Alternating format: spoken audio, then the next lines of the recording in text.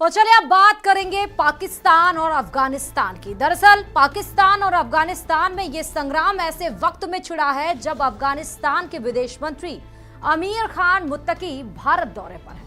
भारत के साथ अफगानिस्तान के संबंधों की नई नींव पड़ी है और खुद मुत्तकी भारत की जमीन से पाकिस्तान को वार्निंग दे चुके हैं कि अफगानिस्तान की संप्रभुता से खिलवाड़ करने वालों को मुंहतोड़ जवाब दिया जाएगा। देखिए रिपोर्ट।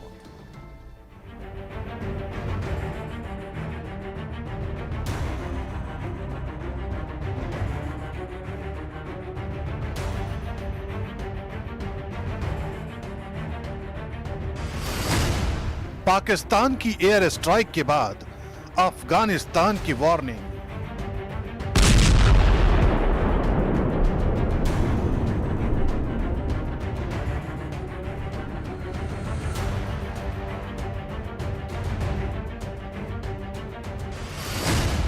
अफगान विदेश मंत्री की पाकिस्तान को अंजाम भुगतने की धमकी।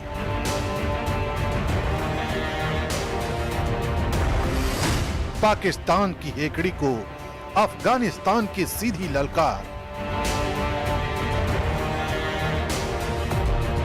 अफगानिस्तान और पाकिस्तान के बीच इस वक्त तनाव की लहर 7वें आसमान पर है। काबुल को धमाकों से दहलाया गया।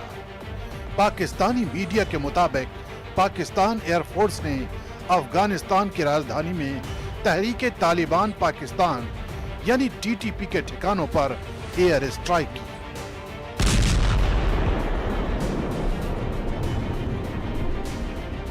कई रॉकेट दागे गए और भारी बमबारी हुई। कथित तौर पर इस हमले का टारगेट था टीटीपी का चीफ मुफ्ती नूर वली महसूद। सूत्रों के मुताबिक महसूद हमले में बच गया, लेकिन उसका बेटा मारा गया। पाकिस्तानी फाइटर जेट्स ने महसूद की कार और गेस्ट हाउस को निशाना बनाया, जिससे पूरा काबुल हिल गया। यही वजह है कि पाकिस्तान को अंजाम भुगतने की अब धमकी दी गई है। बेगमात यहाँ पे बैठी हुई हैं, फैमिली यहाँ पे बैठी हुई हैं और वो पाकिस्तान के मुतालिक जो है ज़बान गलत इस्तेमाल करते हैं। पाकिस्तान का दुश्मन है, हिंदुस्तान को साथ कंधे से कंधा मिलाते हैं। क्या कौन सी उन्होंने हमने जो कुछ किया है पिछले 30-40 साल में, उनके लिए आखिरी मुल्क था अफगानिस्तान हमें रिकग्नाइज करने के लिए। अफगानिस्तान को जो है अगर उन्होंने अपना एटीट्यूड ना चेंज किया तो कोई नहीं, अल्लाह ताला अल्लाह मालिक है। पाकिस्तान की एयर स्ट्राइक बेहद योजनाबद्ध तरीके से की गई। सूत्रों का कहना है कि पाकिस्तानी मूल के लड़ाकू विमानों को बाहरी तकनीकी सहायता भी मिली। हमले से पहले सीमा पर रडार एक्टिविटी तेज हुई और कुछ मिनटों के भीतर ही काबुल के पास धमाकों की गूंज सुनाई दी। अफगान मीडिया के मुताबिक हमले के तुरंत बाद टीटीपी के ठिकानों पर धुआं उठता दिखा। पाकिस्तान ने दावा किया कि ये कार्रवाई आतंकियों के खिलाफ है, लेकिन काबुल प्रशासन ने इसे अफगानिस्तान की संप्रभुता पर सीधा हमला बताया है। जो हमारे दूर दराज इलाके है वहाँ पे कुछ अटैक हुआ है, हम उसकी मजम्मत करता है और हम पाकिस्तान हुकूमत का ये काम एक बड़ा गलती समझता है। हम जैसे हिंदुस्तान के साथ अच्छा ताल्लुकात चाहता है, पाकिस्तान के साथ भी अच्छा ताल्लुकात चाहता है, लेकिन ये ताल्लुकात दोनों तरफ से हो सकता है, एक तरफ से तो नहीं हो सकता है। अफगानियों का हौसले नहीं आजमाया, उसको ज़्यादा छेड़ना अगर लोग करता है तो वो एक बार अंग्रेज से पूछे, फिर सोवियत यूनियन से पूछे, फिर अमेरिका से पूछे, फिर नाटो से पूछे, ताकि वो आपको थोड़ा सा समझाए कि भाई अफगानिस्तान के साथ ऐसा खेल करना ये अच्छा नहीं है। ये हमला अचानक नहीं था। पाकिस्तान के रक्षा मंत्री ख्वाजा आसिफ ने कुछ दिन पहले अफगानिस्तान में मौजूद आतंकियों के खिलाफ सख्त कार्रवाई की चेतावनी दी थी। कहा था कि अगर तालिबान सरकार ने कदम नहीं उठाया तो पाकिस्तान खुद तय करेगा। जिस मुल्क से, जिस सरजमीन से उनको फायदा मिल रहा है, उस मुल्क के साथ दुश्मनी कर रहे हैं। सर, ये अब बर्दाश्त नहीं होगा। हमें यकसू होके मिनहसुल कौम जो है जवाब देना पड़ेगा इन लोगों को जो उनको पनाहगाहें मुयस्सर करते हैं, चाहे वो हमारी सरजमीन पे हैं या वो अफगानिस्तान की सरजमीन के ऊपर है। इसमें किसी को कोई शक नहीं होना चाहिए। और अब इसी चेतावनी का नतीजा है ये हमला।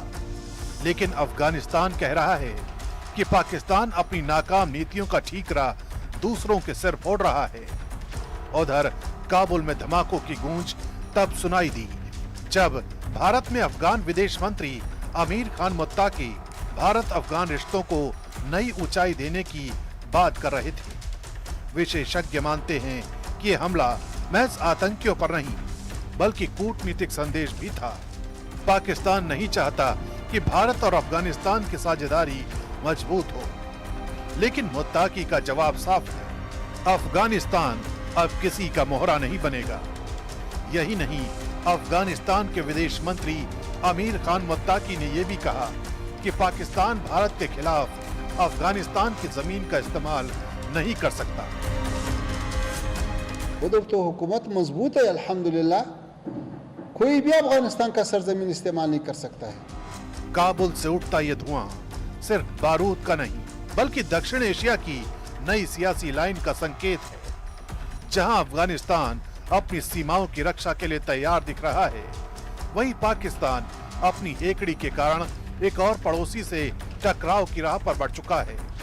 भारत, अफगानिस्तान और पाकिस्तान तीनों की राजधानी अब इस स्ट्राइक के बाद नई कूटनीतिक उथल-पुथल की जमीन पर खड़ी है।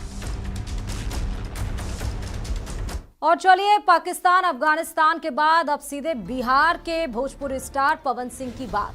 दरअसल भोजपुरी स्टार पवन सिंह की रियल लाइफ जितनी ड्रामेटिक रही है, रियल लाइफ अब उससे भी ज्यादा हो गई है। एक तरफ पत्नी ज्योति सिंह का जन सुराज दफ्तर पहुंचना, दूसरी तरफ पवन का अचानक चुनाव ना लड़ने का ऐलान। पर्सनल लाइफ और पॉलिटिकल लाइफ के इस टकराव ने बिहार की सियासत में एक नया सस्पेंस पैदा कर दिया है। क्या है वो, देखिए इस रिपोर्ट में।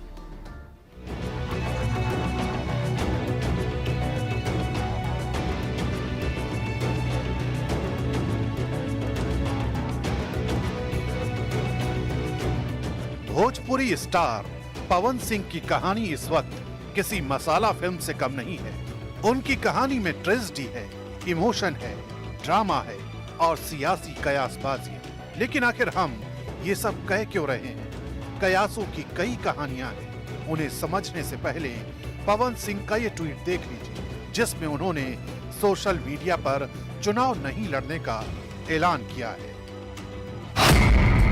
मैं पवन सिंह अपने भोजपुरी समाज को बताना चाहता हूं कि मैंने बिहार विधानसभा चुनाव लड़ने के लिए पार्टी ज्वाइन नहीं की थी और न ही मुझे विधानसभा चुनाव लड़ना है। मैं पार्टी का सच्चा सिपाही हूं और रहूंगा।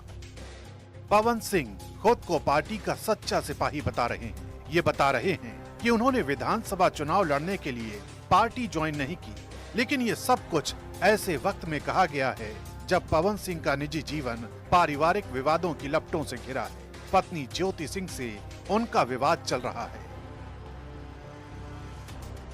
दरअसल अन्य सुपरस्टार्स की तरह पवन सिंह पिछले 2 साल से बिहार की राजनीति में अपनी पैठ जमाने में लगे हुए हैं और इसकी झलक दिखी थी 2024 का लोकसभा चुनाव। लेकिन अब जब उनकी पत्नी इन सनसनीखेज आरोपों के साथ सामने आई हैं, तो उनके इस ट्वीट से इस बात का अंदाजा लगाया जा सकता है कि जितनी तेजी से पवन सिंह बढ़े थे, अब उतनी ही तेजी से वह बैकफुट पर आ रहे हैं। वो ज्योति सिंह जिन्होंने हाल ही में जन सुराज के दफ्तर पहुंचकर प्रशांत किशोर से मुलाकात की। हालांकि ज्योति सिंह ने यह स्पष्ट किया कि वो चुनाव लड़ने नहीं आई है, उनके साथ अन्याय हुआ है, इसलिए जन सुराज के साथ इंसाफ मांगने आई है। यहाँ पे मैं चुनाव लड़ने के लिए या फिर टिकट के लिए नहीं आई थी। मेरे साथ जो हुआ है, यहाँ पे मेरे साथ जो अन्याय हुआ है, वो किसी और महिलाओं के साथ ना हो। कोई और महिला जो मैंने झेला है, वो कोई और महिला ना झेले। क्योंकि आए दिन ये महिलाओं के साथ होते रहे। मैं उन तमाम महिलाओं की आवाज बनना चाहती हूँ जिसके साथ ये अन्याय हो रहा है, आज की डेट में ये अन्याय किया जा रहा है। बस इसीलिए मैं प्रशांत भैया से मिलने आई थी। मैं चाहती हूँ ने क्या कहा? नहीं, मैं यहाँ पे चुनाव की कोई बात ही नहीं है, यहाँ पे चुनाव को लेकर कोई बात नहीं हुई है और न ही टिकट की कोई बात हुई है। मैं बस उन तमाम महिलाओं के लिए यहाँ पे आई हूँ जिसके साथ मेरे साथ अन्याय हो रहा है, तो वो उसी चीजों से जो जूझ रही है महिलाएं, मैं बस उसके लिए आई हूँ। मैंने इनको आश्वस्त किया है कि जो आपका पारिवारिक मामला है, वो चाहे किसी का पारिवारिक मामला हो, उसमें जन सुराज या प्रशांत किशोर की ना भूमिका कभी थी ना कभी आगे हो सकती है। लेकिन अगर आपको सुरक्षा को लेकर या लोकतांत्रिक जो मूल्य हैं, जिसमें हर नागरिक को, हर शहरी को अपनी बात कहने का अधिकार है, उसके लिए आपको डरने की जरूरत नहीं है। आपको या आपके साथियों को अगर कोई डर लग रहा है तो आप बिल्कुल जानिए कि जन सुराज पूरी तरीके से आपके साथ खड़ा रहेगा। आप अपनी लड़ाई लड़िए, न्यायपूर्ण तरीके से लड़िए, आपस में आरोप प्रत्यारोप से नहीं होगा। आप न्यायपूर्ण तरीके से अपनी लड़ाई लड़िए। ज्योति सिंह ने जब ये साफ कर दिया कि चुनाव लड़ने की उनकी कोई मंशा नहीं है, उसके कुछ घंटों बाद ही पवन सिंह ने भी सोशल मीडिया पर चुनाव न लड़ने का ऐलान किया। अब समझिए वो क्रोनोलॉजी जो इस वीडियो के बाद शुरू हुई। ज्योति सिंह ने पवन सिंह पर प्रताड़ना के ही नहीं, विश्वास छलने के भी आरोप लगाए। मैं अभी आ चुकी हूँ पवन जी के घर पे और पवन जी ने हमारे लिए एक पुलिस थाने में पता नहीं FIR की है। देखिए, हम आप लोगों के कहने पे, सिर्फ आप लोगों के कहने पे हम यहाँ पे आए थे, क्योंकि आप लोगों ने बोला था कि भाभी आप जाइए, देखते हैं कौन निकालता है। आप उनकी पत्नी हैं और उनकी पत्नी बन के हम यहाँ पे आए थे और देख लीजिए ये लोग हमको लेने आए हैं और अब हम थाने में जा रहे हैं। अब आप लोग फैसला करेंगे, आप जनता हैं, आप लोग फैसला करेंगे कि हमें न्याय कैसे मिलेगा। अब आप लोग फैसला करिए और मैं हाथ जोड़ के रिक्वेस्ट कर रही हूँ, यहाँ पे बार बार बेइज्जत किया जा रहा है मुझे और मैं सारे वो किस केस में आप हमको ले जा रही हैं?